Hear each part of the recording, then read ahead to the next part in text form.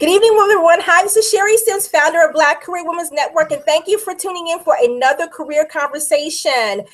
Tonight's guest is Dara Fairman. She is a time management expert with her company, and she's the founder of it as well, which is Simple Better Solutions. And Dara is going to be here tonight to talk to us about time management tips and tools and how we can set ourselves up for success with our time management and prioritizing. But first, let me share some things with you about Dara. First, she is a BCWN career mentor. For those of you who do not know, you can find her bio on our website under the Mentor Coaches and Experts page for those of you who may want to find out more about her. Dara earned her MBA at the University of Michigan, and she enjoyed a professional career in corporate marketing for a long time. Is that right, Dara? Dara. That is absolutely right. That's okay. I know you did it right. Her marketing background is very diverse, and so she's worked for like Fortune 200 companies doing consumer packagings, beverage, food corporations in areas of specializing in food service, pretty much management, retail marketing, brand management, regional marketing. So she has an awesome background when it comes to corporate marketing and branding and knowing what it means to time manage with all these, with a heavy workload. She took a break from her career for a while to stay at home with her children. And then later she came back and relaunched a career, this time as a time management specialist. And that's what we're here tonight, is to share in her expertise with this. And really what she does is that she currently writes a blog. She has a website, and we're going to talk about that later on, and a blog. She conducts workshops, and these workshops are very successful. I have yet to attend one, but I will soon, I promise. I look forward to it. She engages in social media. We're going to share her Twitter, her social media platforms with you later on as well. And she does also do one-on-one solutions with her clients. So if you're looking for some one-on-one solutions for your time management needs to improve those or prioritization, definitely Dara is the one that you want to go to. A couple of things that she's going to be talking about tonight are 4 key elements of time management, which is time, time, paper, technology, and space. And we're going to get into all of those. So without further ado, I will let Dara introduce herself, and welcome to our BCWN family. Thank you very much, Sherry. Thank you for such a great introduction. I appreciate it. And you know what? I would like, if it is at all possible, and if you're okay with it, to start off with talking about planning life goals. Are you okay with that? Yeah, I'm fine with that. Okay. I need to get some pen and paper for that. I'm ready. Okay, Sherry, you get your pen and paper. Everyone else get your pen and paper. I think before you even, yes, I like that. Before you even think about focusing specifically on professional goals, we need to think about what it is that we want out of this life.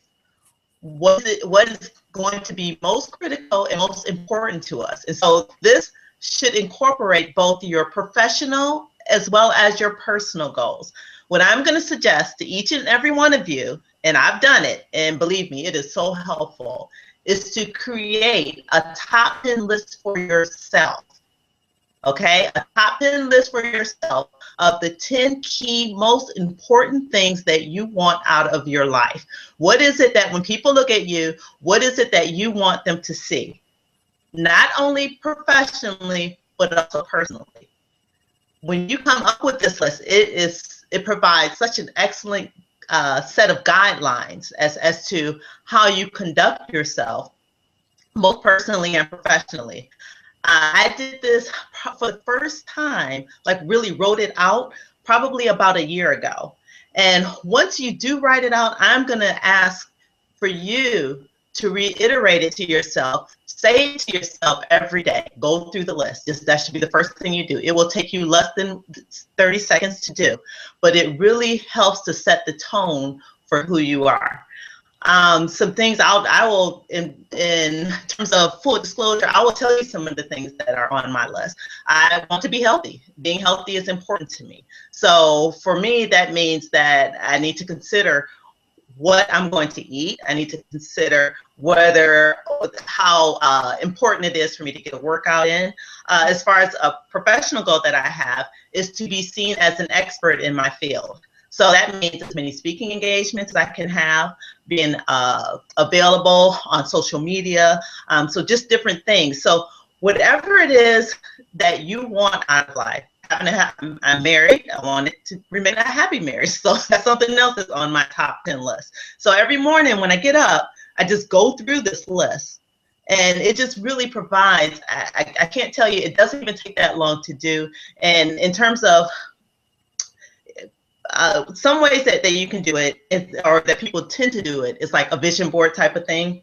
But you can also do a vision board, but I still recommend that you come up with a list. So I know that I know tonight that we talked about what we're going to focus on, which is define your overall life goals, define key professional goals, plan the day, plan me time, and say no. So with define the overall life goals, I'm assuming your 10 list really speaks to that, defining those life goals.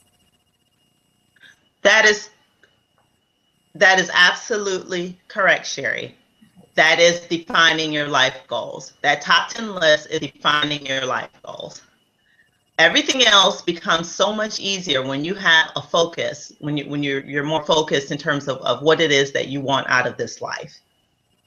Okay, so when we're talking about, if you're defining your life goals and then you're defining your key professional goals, what are some of the things that when you're thinking about these key for professional goals, because sometimes I think it's easy to kind of start shooting off or writing down things about your life goals, right?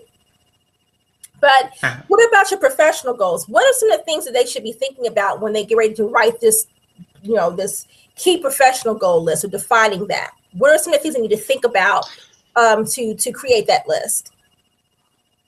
Okay, when you are talking about your professional goals, it's going to be different depending on what you do as a person. So if you're an entrepreneur, it's going to be different from if you work in a corporate environment. As Sherry, as you mentioned before, my background is in corporate. So in terms of defining what your professional goals are, I'm going to speak first on that topic from a professional. If you're in a key professional, I'll talk the entrepreneurial piece too, but let me start off with the professional.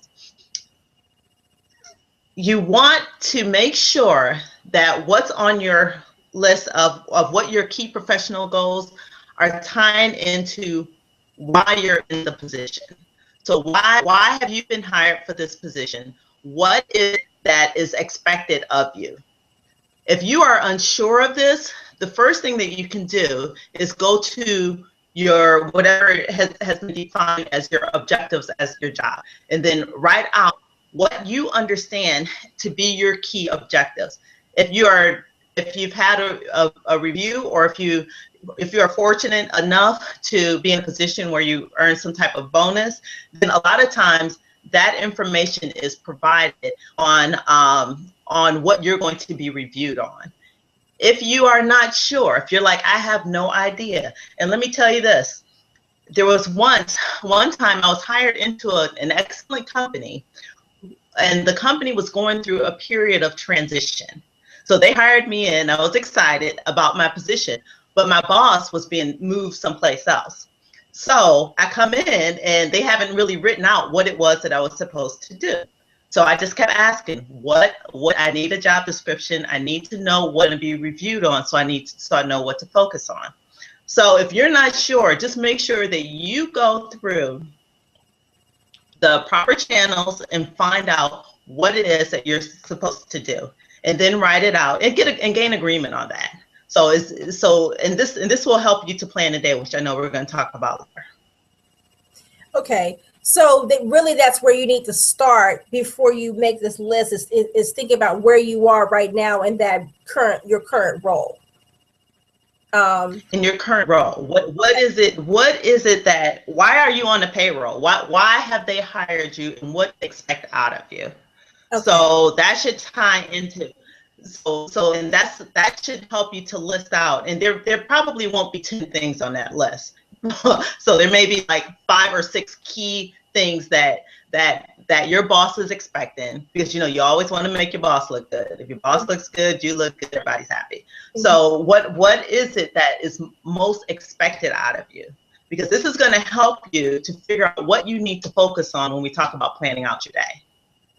So now let's take it a step further with that. So what if your professional goals is like, I want out of here and I want to know what's next for me, or I want to think about, taking myself to the next level. So if that is kind of one of your key professional goals, I mean, if that's where your mindset is, then how do you establish defining those key professional goals if you know you're ready to move on?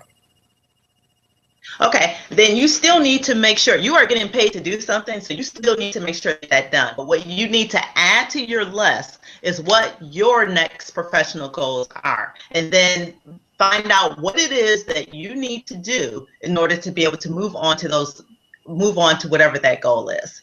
Because I know we're not always in the absolute perfect job of our dreams, but you still have to perform, you still have to excel, you are still expected to show certain skills, because person A over here that you may not like but you're working for knows person B over there that's like the perfect person. They do talk to each other, they talk to each other across industries. Like talks to like, VPs talk to VPs. And they know each other all across the country. Right. This was true 20 years ago. It's even more true now. So, you're still building your reputation. That's why it's so critical that your professional goals incorporate what it is that's expected of you. Yes, you do also include what your next step is. You do always also, that is critically important, but you need to outperform, not just perform, but outperform on whatever it is that's currently expected. Because people talk. And if something were that you just want to, they talk, So you want to make sure when your name comes out that they're saying the things that you want to hear. I remember there was an instance where there was a person, good old boy from Kentucky, thought that he was going to say something about me in terms of how I handled a situation. So he called my boss's boss and was saying, well, Dara did not do this. So she walks into my boss's office and says, hey, I heard Dara didn't do such and such. And she said, well, we haven't even spoken to Dara yet. We know that that's not what happened. That's not how she operates. She would never do something like that. So within 5 minutes, I had the whole situation resolved, because I was already known and had the reputation for being able to stay focused and getting things accomplished. So even when you are in a position where it's not the perfect thing, you still have to always think about where it is that you want to go, and you never want to burn bridges, and you want to make sure that you're building some sort of positive reputation. So I like even the people that worked for years ago, they're still, I like that. And I think it's important that, you definitely do not want to burn the bridges, because you never know when you're going to have to cross paths again with these people. And specifically, if you are in the same industry, knowing how important branding yourself is, and being known for something specific in your industry, you definitely need to make sure you're staying mindful of that, and using your conflict resolution skills, if you have those, to resolve any challenges you may have, to continue to have a clean brand as you progress in your career. So I like that. But I wanted to say that, just in case there was a viewer who had a question about that. Not that you couldn't ask viewers, but sometimes it's good to just kind of put those different scenarios out there so they can hear that as we go along through the discussion. So how about planning the day? And I have to say, since I am working for myself now, oh my gosh, it's like, when I was working, I understand. I lived for the planner. I lived for my to-do list, and I was so diligent about checking this off and moving it over here, getting it done, and being very consistent with that. And I don't know what the hell happened, because now I'm not as consistent. I understand. I'm not as consistent with that. So I don't know if it's because I don't have maybe the level of accountability on my back because of that, or what. But I'm really all engaged with, in terms of your tips, in terms of how to plan the day. And let's start with people who are currently, working for an employer, and then we can get to we can get to the other one after that. Okay. Now, do you want me, before we even go to that, do you want me to to talk about, because I didn't talk about the entrepreneurial aspect of defining key professional goals. Do you want me to talk about that, or do you want me to just please. keep going Yes, on the professional track? No, just go ahead. Yeah, because just for the viewers who are currently entrepreneurs or have a desire to, or in that transition phase, we definitely want them to be able to gain tips from this as well. Okay, then let me step back for a second. Okay. So if you are an entrepreneur, I told you what to do if you work for a boss. And I know, Sherry, you've talked a lot about building brands, and so hopefully that will help you with that. Now, if you're on an entrepreneurial track, if you work for yourself, there are some things that you need to do as far as defining your key professional goals. The first thing that needs to happen is that you need to come up with some sort of business plan. Now, it does not have to be that, and trust me, I have done an SBA plan for someone, and it is boring. I understand it, and if you're not seeking funding, you don't necessarily need to do the big, boring SBA business plan. SBA stands for Small Business Association. I have done those before. They're tedious, and they're not fun. You can create a business plan that works for you. Make sure that you incorporate what your brand positioning is. Make sure you incorporate some sort of analysis of who your competitors are. Make sure you incorporate what it is that you stand for and what you want to achieve. What is a mantra or whatever? Mine is productivity and time management are the cornerstones of success. So anything that I do, it somehow has to fall within that mantra. So if you're an entrepreneur, come up with a business, and it can be fun. Mine has graphics on it because my background is in marketing. It's easy for me to follow.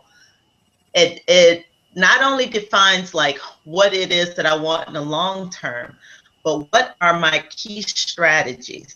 So, and I'll disclose some more information to you just to kind of help you get your juices flowing. One of my key strategies is word of mouth. So that means that I need to make sure that I'm always thanking people when they acknowledge something that I've done for them, volunteer in different capacities. So do different things that build up my brand via word of mouth. So I have a whole, since that is one of the strategies, and we're going to plan it later, but whatever you set out as your strategies that fall in line with what your mission is, you can make it fun. And actually, I would ask for you to make it, because you want to be able to update it on a frequent basis. Because as an entrepreneur, what we'll find is that what's relevant for you now and what works now is going to be different in 6 months, and it's going to be different in 6 months from that. So you want to make sure that you're able to make those changes, and that you're flexible, and that your plan is flexible. And if you have a 20-page plan, it's hard to make that flexible. But if you have something real quick and simple, and then you can always constantly update, always constantly change, always constantly learn. So hopefully that gives some type of assistance for those of us who need to define key professional goals as an entrepreneur. No, I do like that, and it's definitely is a lot to think about in terms of looking at it from a different perspective and the discipline that's involved in that. So I hope that that helps some of the viewers in terms of the tips for what she shared, what she shared with that. So thank you. A couple of things I need to think about as well. So from that I didn't think about when I transitioned. So it's very, very helpful. So now we can go back into planning the day. Look, I've been waiting for this one. Okay, planning the day. This reason all this stuff fits in. Okay, so now we have our key professional goals. So if we're on the professional, if we're on the professional side, then we know that we already have a list. We've in agreement with our boss. We know where to go. If we're on the entrepreneurial side, we've done some type of fun business plan. We have some business strategies, so we know what it is that our goals are. So when you plan the day, create something. And it can be you just writing it out every day. I have like a form that I use, and at the top is a table, and at the top there's a bucket for each of my key strategies. And then whatever I'm doing on that day has to fit into one of those buckets. I have also a column that's for personal stuff. Because I have to make a doctor's appointment. You know, we still have basic things we have to get. Sometimes car needs to get maintenance. There's just different things that you need to do. And I also have another bucket or another column for key learnings. Because every day you're learning something new that you can constantly learn from and constantly grow. So the first thing I would do is create, and it can be just something like, here's an example. I don't know even if you can see it. Oh, you probably can't see it. But if you were to just visualize like a table, yeah. You can't really see that well. But so when you're planning your day, you now have, first of all, you know what kind of different categories that you should be planning according to.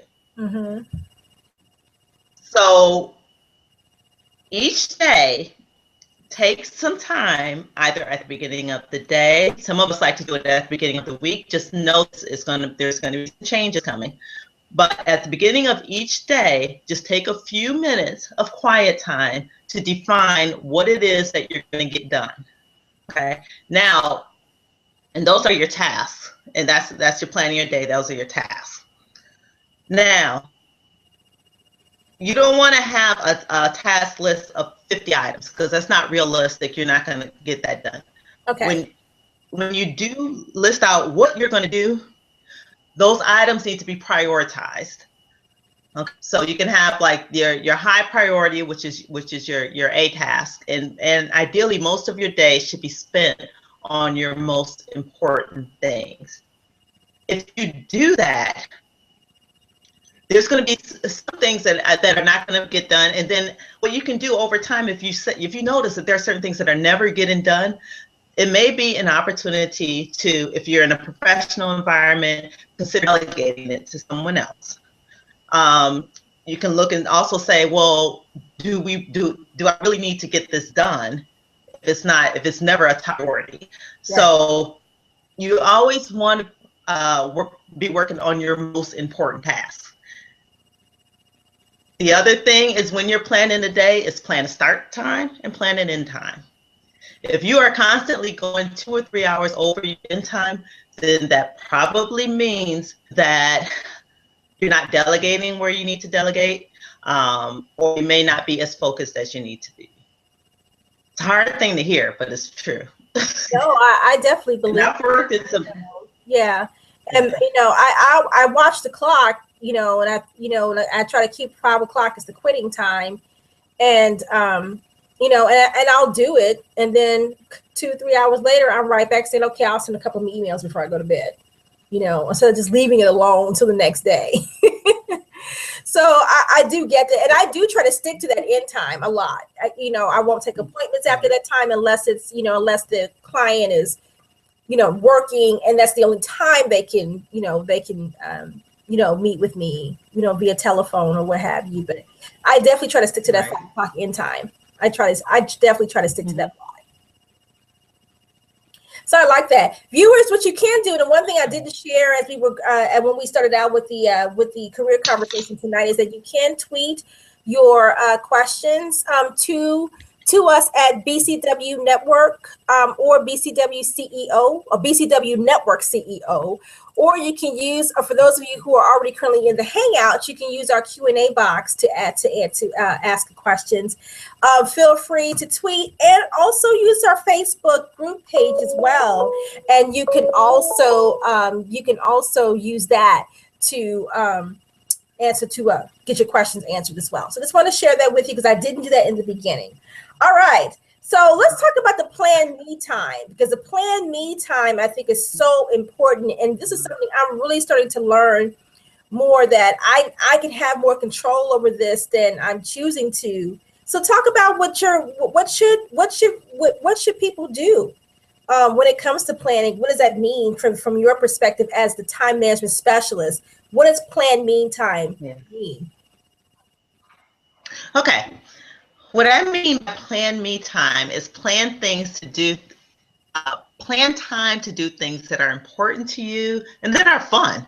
So you may want to think about, a lot of times, the reason why people don't plan me time is because they won't schedule it. So you may want to say, so you're saying that you want to end your day at 5 p.m. Then schedule something at 5:30. Schedule a phone call, schedule I don't know, meet somebody for dinner, schedule, I don't know, playing with your daughter. Just schedule something that's going to cause you to really quit at a specific time.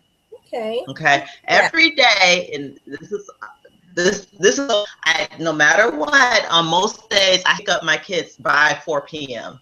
So that's quitting time. Once they're with me, then you know, we're on activities, we're on to hear about the important things in the lives of kids. It's just a completely different mode. So I know that I need to really focus on my most important tasks before that time hits. The other thing is that if I do have something planned later, a lot of my workshops are either in the Saturday morning or they're in the evening, and that's fine. So I plan the me time during the day, and then that way I'm nice and refreshed. So it's 8 p.m. now, right? So I'm supposed to be real tired because I've been up since 5:45, and I've been on the go since 5:45, right? But I scheduled some fun things to do that I wanted to get done. I listened to a fun audiobook that I just want to hear the end of, and so I just, you know, I did little things and incorporated some fun.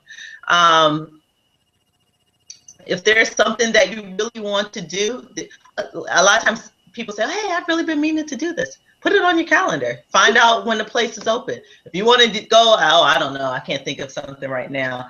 But let's say you always want to go rock climbing. Call up the rock climbing place, set up a date, and just go ahead and do it. You know, just whatever just schedule that time so you make sure that it actually happens. So I like that. So what you're saying is that, so if my quitting time is 5 o'clock, maybe I should schedule some sort of fun, some kind of activity that I enjoy, 5:30 or 6 o'clock, that's going to force me to stop so I can go enjoy that activity that can create balance for me in terms of re-energizing me and not experiencing the burnout. Is that right? That is absolutely right. And make it so you can't get back to the work. So making sure that it's, you know, so once you've done the 5:30, if it's going out and meet friends, just whatever it is that's fun to you, make it so that that you force feed yourself to really work, you know, work all the time that you're working, is an expression, but that you really work during the time that you're supposed to work, and that you focus on your most important tasks. And if you find that you're in a position where you are always staying late, I remember the first time that I entered into corporate America, I entered in with an MBA. So a lot of times what people do, if they go for their MBA, they get their bachelor's degree, they work a couple of years, get that work experience, get that politics down, get all that down, and then they come back to business school, and then they go into the accelerated career. Well, I went directly into the accelerated career. So the first 5 or 6 months for me was a lot about learning time management, because I was working late, I was coming in on weekends, and then, you know, my boss was like, wow, why are you spending so much time? You know, but I had to learn, because, you know, I had to learn the politics of the place as well as learn my job. But then, you know, within a year in, it's like I got it, and I knew who to ask for different things. And by the time it was time for me to move on to a more accelerated position, I remember when I was walking around and saying bye to everyone, and, you know, just thanking them for their help and great working with you type of thing. One comment that a woman said to me, and that still sticks to me to this day, is she said, Dara, you know, a lot of people work hard. You work very smart. And I was like, you know what? And at first I didn't know what that meant. And then I thought, and I was like, you know what? I do. Because I go work out every day. I meet friends. You know, I'm doing all the stuff that I'm supposed to do to have an actual life, but still getting everything done. And it's just important because you only get to live one time. You're only going to go through this one time, and you want to make sure that you're not always working. True. You want to make sure that you're managing your time so that you can have some of the things that you're working for and that you're enjoying those things. And, you know, something else that was important to me is community involvement, because there was a time living here where I felt like all I was doing was, and this is when I was staying home, and, you know, I'll be honest with you, I felt like I was just here, but I didn't feel like I was a member of the community. Right. You know, care of the kids, and being a member of the community is important to me because I grew up in a climate where we were part of the community. And so over the past year, I've made a lot of efforts to become a member, a positive and contributing, happy member of the community. I mean, everything I do, you know, from the neighbors, from my sorority, at the kids' school. So me time is going to mean different things to different people, but it is critically important. No, it is critically important to do that, and that's something that I am learning more, you know, of that. You know, I do, you know, understanding that I do have, you know, a lot more flexibility to incorporate more of that into what I'm doing, which is more appreciative. I'm much more appreciative of the opportunity to have that now, where, you know. Right. When I wished for it and didn't have it, and it was hell. But now I'm embracing the fact that I can do that, and it makes for a better me. At the end of the day, to be able to do that, there are some things that I want to be able to do more of than others, but I take it one step at a time in terms of that, because I still feel like I have to do as much as I can effectively within my 8-hour work day as anyone else. You know. So that is something that I try to think about and share. Okay, so let's talk about saying no. You know, where does that fall into when you're thinking about saying no? But how does it fall into this time management and productivity and being successful? Where does it fall into that? Okay, it falls into it from a professional standpoint as well as a personal standpoint. From a professional standpoint, a lot of times we're careful because we feel that we must say yes, because if we say no, we're not a team player, and then something's going to happen. It's going to show up in our review, it's going to show up in our pay, it's going to show up in our promotion, it's going to show up everywhere. Okay, so that's why a few minutes ago we had the discussion about defining your key professional goals. Mm-hmm. So if your plate is constantly being piled up, then, you know, maybe it's a chance to say, okay, well, let's look at what I have here. This is what I understand to be my key priorities. What do I need to do? How would you like for me to manage this? What is the most important? So that's one very careful, politically careful way of saying no. From a personal standpoint, a lot of times we as women, and I don't care what race or creed or creed you are, a lot of times as women, we don't like to say no. We feel as though we just say yes to everybody. We don't want to disappoint people. If we say no, we feel like we have to have a really good reason. And that's where those life goals come in handy. So if someone is asking me to volunteer for something, and this is on the personal side, and I don't want to do it, I just say no. Okay. And then the person literally, I mean, you're not ruining their life. They know that they need to go on and ask somebody else. And I don't feel as though I know, and this is what I say to a good friend of mine, and we joke about this because we've been in the same position where we just kept saying yes to everything. No is a full sentence. The word no is a full sentence, and it's okay. It is okay. Your world won't end. Their world won't end. They'll just move on and ask the next person. If it's in a professional position, if it's a professional, I should say, situation, there's creative ways that you make sure that you are always working on your top priority. So if someone's asking you to plan the 4th of July cookout, and that's just not something that you're interested in, and you know it's not going to help you to advance your position, or you don't feel so, it's okay to say no. Right. I will come, or I will, you know, there's a different way that you can approach this. I look forward to it, but I can't make that a priority. Gotcha. I mean, and that's right. And I think, there's not too many times where I've never been really comfortable in saying no. And then there's been some times where I've had to say no, just due to circumstances, like professionally, where I've been asked to maybe travel somewhere and I had to say no due to not being able to have sufficient, someone to watch my child to go do that. And then it's like, Right. Here, and I get this kind of attitude backlash because of that. I'm like, really? So sometimes people don't say no because they're afraid of the reaction on the other side of other people, specifically if it's someone who Right. is they're in leadership or they report to them and they thinking, oh, well, if I say no, then there may be a repercussion or there may be some kind of consequence for that. And it's not supposed to be that way. But you do have managers who are not trained properly, because we know that's a whole other Google hangout talking about poorly trained managers. And but still, who may be reactionary and make them feel like guilty for not being able to participate or saying yes. So I'm just saying it from experience. I've had it happen to me. I've had it happen. Yeah. So what are what are some key things that you want the viewers to walk away with when it comes to really being effective in productivity and time management? What are some of the major key things you want them to walk away with tonight?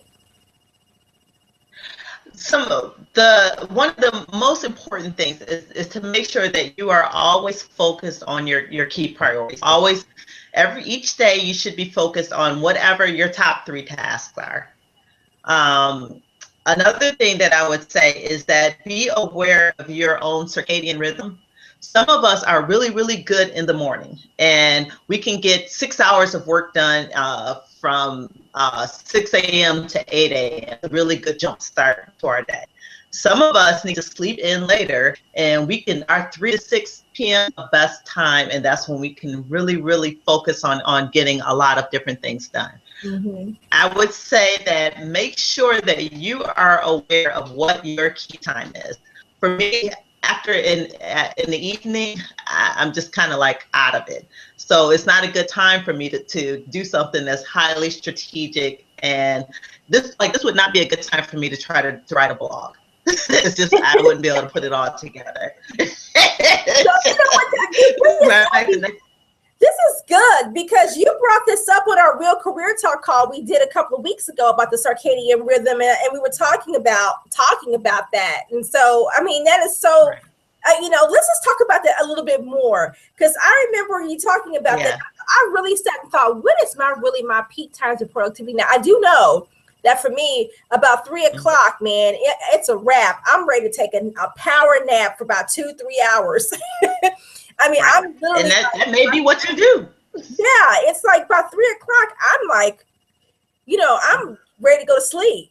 And so I say to myself, well, am I really the most productive between 9:30 and 2? That's not a lot of time. It's not a lot of time at all. You know what?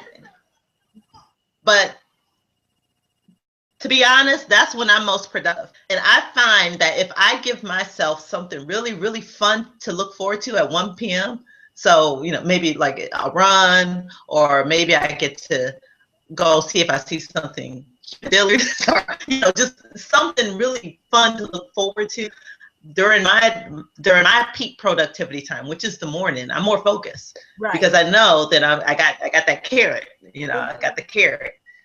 I'm an entrepreneur, so there's no stick, but at least I got the carrot dangling, and I got something I can look forward to. So I think for people, but what about, because I know for me, when I was working the 8 to 5 or 8 to 4:30 or whatever, I think when I was working till 4:30, it made it a little easier to push through that last hour and a half, because I was going, through.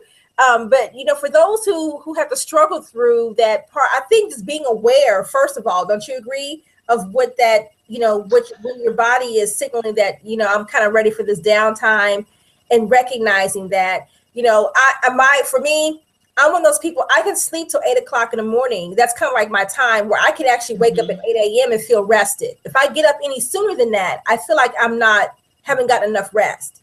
But if I sleep till 8 a.m., right, I feel completely rested and I can get up and start my day. Well, a lot of times you have to be at work at 8:30, right? And so for me, that was always a struggle in terms of feeling really refreshed when I would wake up in the morning, because I was still, my time frame was like I need a couple more hours sleep and then we're good, And I've been like that. Right.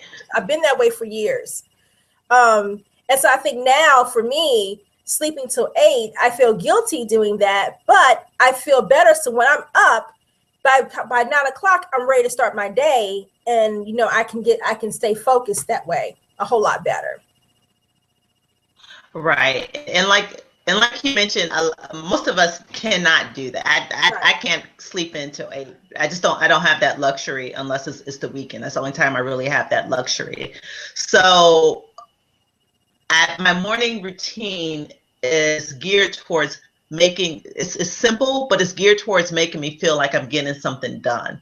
Mm-hmm. So in the morning is when I do things, when I have to wake up that early, I do things to make me feel like I'm getting something more productive done. So I may like throw in a load of laundry, prep some lunches, something that makes me, where I can see like an accomplishment within a very short period of time, until I reach to the point where I'm productive, until I get to that 8 a.m. And a lot of us, like you mentioned, aren't necessarily able to sleep in. And so your schedule is what it is. If you have to wake up at 5:45, you get up, and then you know that ideally sleep is also important to productivity. So if you're able to ideally get in at least 7 hours, I know 9 hours is not always available to most of us, right, but if you can work it out where you can get in at least 7 hours and plan for that. I mean, in today's day and age, I know we all have favorite TV shows. We all have things that we like to watch at night. But in today's age, you don't have to watch the show when they tell you that it's coming on. And, I hope people aren't upset here, but I'm going to actually watch the entire season of Scandal once it's complete. And I think it did end, but I'm going to watch it. I'm going to sit there and watch it. And the reason why is because that way I can see it when it's convenient to me. Watching TV from 8 to 10 p.m. is not convenient to me. So I don't see Empire on Wednesday nights at 9 p.m. or whenever it came on. I see it on Friday at 8 p.m. when it's more convenient. So I'm still enjoying it, but I'm just kind of making things work better for me so that I can get that sleep. I can get that quality family time. My kids are younger. Obviously, they're not going to be watching Empire. They better not be watching Empire. but I'm still able to do the things that are important to me that I want to do. Now, they do know soundtrack. I insist on that. You will know you are so well. You know the beautiful song. They know all the songs, but they're not allowed to watch the show. I take it they're. I'm raising right. I take it they're little ones, aren't they? Yeah, they're still yours. Yours. Watch it. So yeah, I have an almost grown child. Yeah, I have an almost 25 one. Okay. She's 25. So yeah. Yeah. So yours can watch it. Mine, my old, they just watch the puberty videos. So they're just younger. So what I'm saying is that you don't necessarily have to let other things dictate your time. I do watch every show that's in style and that I enjoy, so on and so forth, but I do it on my own time. So we don't turn on the TV at night. If the TV is on, it's really weird. We don't watch the news, but we do know what's going on. So I think that the more that you do to grab control over your time, and it's so much easier to do nowadays, the better you are to get more out of it. Mm-hmm. And sometimes for me though, I watch Empire and Scandal is my favorites, and Blackish. Those are one of three. And American Horror Story is one of my favorites too, but they're off season now. But those are some stories that, there are some days where I miss it and I'll go and I'll catch it on demand the next day. But then there are times where I do schedule to sit down and watch it while it's on, because that's kind of like my me time to sit down and relax with a glass of wine and just kind of like woosah. You know what I mean? So sometimes I think I understand. Those shows are kind of like, sometimes they are the me time for me to say, get away from the computer, Sherry, shut it down. Right. Go watch your show and relax, and so sometimes those are, those are ones that I just sit and say, okay, yeah, glass of wine, let's relax and put it all away. So, and then I'm glad you're doing it. I'm glad you're doing that, because that is what you define as your me time.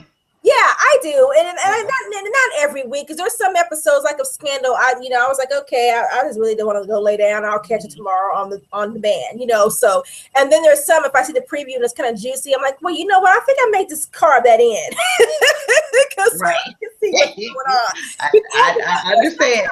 Yeah, because sometimes maybe the next day I'm not going to have time to watch a replay because I may have something going on that evening, or maybe it just depends. So I try to either catch it then because maybe something else is going on, or if it's just not going to be an episode, I'm like, whatever, I'll catch it on demand. So yeah. Right, but it still sounds like you're managing that time. Like it's not. I mean, I think sometimes people just turn it on and then 3 or 4 hours will go by and they wonder why they didn't get something else done that they would consider more me time-ish versus doing that. But if it's something that you enjoy, then there's nothing wrong with it. Yeah, and I can manage my time pretty good up to about 3:30. And then after that, it's kind of like, the focus kind of starts dwindling down. Then you know what? That may be your end time. Yeah. Yeah, I've learned that, that's probably the end time for me. I try not to even schedule any coaching appointments after 3 o'clock. I try not to, or at 3 or between 3 and 6, because I am not there. My focus is not there the way it should be. I'm in I want to go take a nap mode. I mean, really. And then again, by 6:30, I'm kind of up and ready, refreshed, and kind of thinking about tomorrow or what I can do to kind of cover a couple of things tonight to get off the plate for tomorrow, that type of thing. So, right. But that may be the time. Yeah. Go ahead. Oh no, I was just saying. Then for you, it sounds like your productivity time is prior from 8 a.m. to 2:30 p.m. And then after that, then that's maybe where you have more of your freelance, and then what you'll find is that if you stick with that you will probably work harder from the 8 to 2:30, because instead of trying to just keep pushing through, then maybe that's when you. And I mean, even like a lot of times that's when people schedule their golf, or it's more like in the afternoon type of thing. That's true. Or even community service activity is more in the afternoon, right? And it just focuses you and forces you to work harder during those earlier times. So viewers, any questions for Dara? We've got about 10 minutes left before we wrap up the career conversation with her about time management and productivity and your success stories in terms of that. So I'm checking my Twitter now to see if we've got any questions through here. Let's just looking to see if there's any tweets. I'm looking. I don't know if I'm looking right. There's time. Oh, you know what? I'm seeing a lot of things on Twitter. Let me try to open this. I've seen people say that this is helpful. They're gonna. Okay, there's something else I wanted. If you can't find a question, there's something else I wanted to talk about.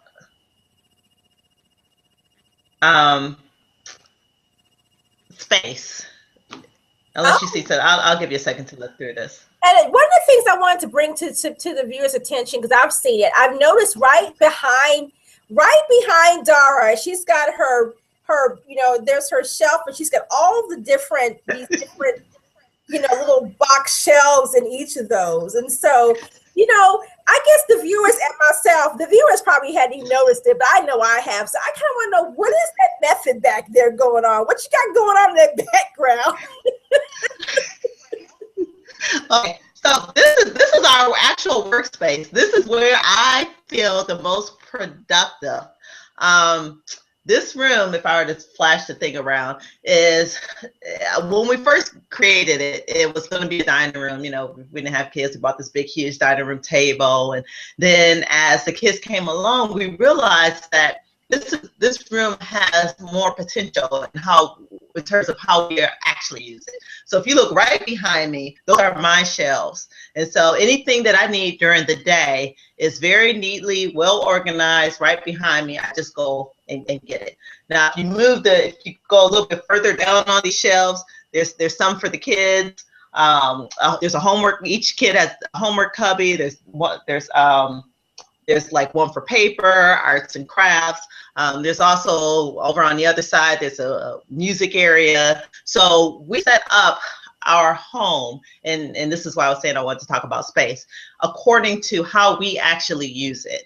And so this is how I actually use the space. And this is the space that makes me feel like really good and productive, because everything that I need is right here. Everything that I need is right here. When I run out of something, I can just look. Everything's in like the little cubbies. I don't know exactly what you can see right back there, but that's basically all. You see the stapler. Yeah, I can see the stapler. You see the little. You see the stapler.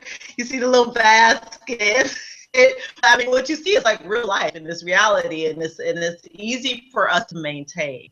So the room doesn't get real junky, it doesn't get real messy. It doesn't, their friends, when they come over, they can manage it. And during the day, the first thing that I do, and this helps me to bring clarity of mind, is that I clean and Windex the table each day. So the table is freshly cleaned each day. And then that's when I start the work. So for me, my work day, and it's important to come up with some type of routine to let yourself know that your work day has started. And if you can do something that helps to create a clutter-free environment, then you'll have a clutter-free mind, and you're able to get more in a shorter period of time. So one thing that is that I just clean and Windex the table. And then I look at I have different bags for different things. I have a bag for sorority, I have a bag for professional, I have a bag for, just different, and check them to make sure that they're packed properly, all that type of stuff. That whatever space you have, that you have it set up so that it belongs for you. So I see. And that also helps you with your productivity. We had somebody tweet and we're wondering if they can catch this on a replay. Sounds like it's just what I need to move forward. I need all the help I can get. This is what they said on Twitter. So it is coming as soon as this live career conversation is over. It will be uploaded for replay. So just hold on, it's coming. I am glad. I want to help as many people as possible. Absolutely. So, it's so funny that you say that, because if you can see right behind me, you see that little brown thing right there? I have a bunch of those, and then I have, and I have to go grab this so you can see it's horrible. But I have a bunch of these too, and they, you know what they have in it? A bunch of paper. What? See? So, and it's just like mail and envelopes and crap that I need to I just don't want it piling up. So I stuff them in these little things here, just so they can stay out of my space in one spot, You know what? As long as if you find a way to go through that. So if you, and we didn't talk about paper yet, but paper. I know where to go. They're all right here, So they're all right there. Yeah. Those they come in handy, don't they? Yes, they come in handy, And if I see them on sale somewhere, I will, I will grab them and put them up, Right. Just because. Right. I can never get, I feel like you never can have too many of these. And my daughter's like, really, Mom, you're going to really pick up some more of those? I'm like, you can never have too many of these. You know, it's a good way to have them dump all your stuff. Yeah, we have the, there's a, in our front hallway, there used to be a sliding door. And one of my hobbies, I love to paint. So one of my hobbies is painting, actually. And so when I painted the room, we took the doors down, the sliding doors off the front entranceway. So that's the first thing people see when they come in the house. And I was like, you know what? I really like it, prefer it without the doors. And it looks much nicer. And so I bought a bunch of those little things like you just saw.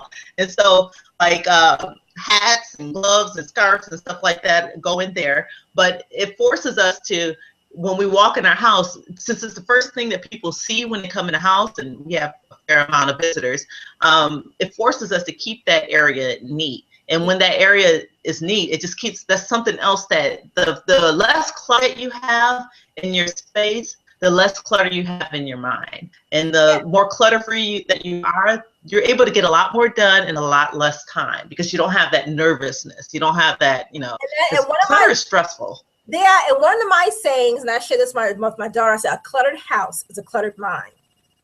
And so, and I've always feel like your house, is a reflection of where your mindset is, So if you got crap everywhere, where's your mind, But if it's organized and neat, then you kind of feel like you probably feel like your life has some kind of order and structure and control. You've got some control. So I share that with her in terms of so she always says this, oh, Mom, I cleaned my room and I feel so much better. I said, I told you, and see, it does. I mean, and one of the things that we also do is that once a year, we go through all of our clothing and we look at items that we haven't used and we give that stuff away.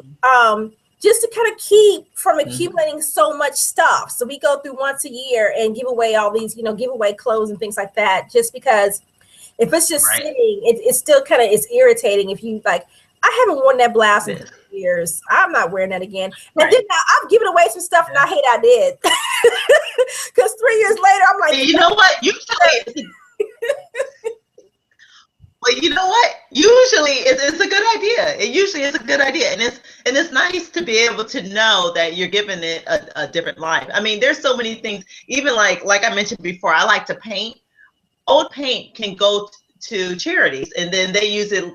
There's one here in Cincinnati called Matthew 25 Ministries, they take old paint, mix it all together, and then they send it to third world countries for hospitals. So I won't dump out the paint, or I take it there, and I know it's getting a productive and good life. And I mean, same thing like with my husband likes to sell things on Craigslist, but he does it like at a low price. And so he sold our old red wagon to a woman who had just adopted a young kid. And, those wagons can be very, very expensive at the normal rate, but to be able to give her a discount, it just feels good, just seeing something have a second life and getting the clutter out. Yeah, it does. So we've got about a minute left. I wanted to, say that any final takeaways that you want to share with the viewers before we kind of wrap up with some final announcements. Okay. I definitely want to say to do those life goals. Get them done this week. They will give you so much focus on your life. The other thing is that I want you to make sure that you do those professional goals. I'll give you a few extra days on that. So get that done by what's today? Today is Wednesday. Get that done by next Wednesday. Life goals, get them done by the end of this week. The professional goals, get them done by next Wednesday. Find a way to be as clutter-free as possible, because then you will have more of that productivity in your day-to-day. Let me think. And then make sure that you do plan out your day and that it ties into what your goals are. So those would be probably the key things that I would like to make sure that people go ahead, focus on it. They're easy to do once you set up a system. And I really hope that helps you. And I know it will, because I've seen it help a lot of people. Fantastic. So this is how we're going to end it. We'll end it with, you can contact Dara. She is a BCWN career mentor. You can contact her through her Twitter page, which is Simple Better SOL. which is her Twitter handle, and tweet her. Let her know that you've completed your plan, and share that with her. Yeah. You can also email her through our Mentor Coaches and Experts page, and let her know if you need help with that. She more than happy will be able to schedule some time to help you through working through that plan, whether it's for overall life goals, to keep professional goals, or learning how to say no, or planning me time, whatever it is that you need to help you to be more effective and productive. She definitely can help you work with that. And then of course you can also email her and tell them your email address, Dara. My email address is simplebettersolutions with an S at the end @gmail.com. All right, awesome. So you guys have that simplebettersolutions@gmail.com, and you can email her as well. So please reach out to her, because I think we all can always use some time management. And as we gain more responsibility in our roles, and we have to, this work-life balance thing is important. So she definitely is our expert to go to. Also, too, Dara is going to be at our conference on Saturday, August 8th here in Cincinnati, Ohio. Our theme is Passion, Power, and Pursuit, and she will be one of our convo with the Masters experts. And she'll have her table where you can come and talk to her one-on-one about these very same topics and even much, much more. So just to let you know, for you all who are going to be attending our conference here locally, and for those of you who are going to be traveling in to experience career empowerment, she will be at our conference on Saturday, August 8th. So we're hoping to see you there as well. My takeaway from this, Dara, is that you've been fantastic. The one thing I'm going to think about most is planning the day, and really think about maximizing my time between that 8 and that 2:30 time frame, and seeing how much I can get done. And I'm going to try this plan your day thing between that time frame, and see, and maybe make my quitting time 3 o'clock and see how that works for me. Because that might be where I'm kind of lacking in terms of that. So I will keep you posted on how that works out. For those of you who are viewing for the first time, if you are not a member of Black Career Women's Network, please join us at BCWNetwork.com. We would love to have you as a member. Again, our focus and our purpose is career empowerment. We are here to be able to share and connect with you our experiences, because we all, whether we believe it or not, all of us have probably had the same experience or two at some point. And as African-American women, we do have special needs in the workplace, and even as entrepreneurs, and that's what we're here to do, is to support that. So again, feel free, please explore our website and join us at BCWNetwork.com. I'm going to leave you with my quote that I pretty much share with each time that we do our conversations. And the first thing is that the life God gave you is larger than the life you've been living. And so take those strengths and those gifts that he has given you, and use those to your best ability to work in your purpose. So with that being said, I'll leave you with my quote, which is, know your worth, discover your strength, and work in your purpose. And we will see you and talk to you next week. Have a good night. Bye.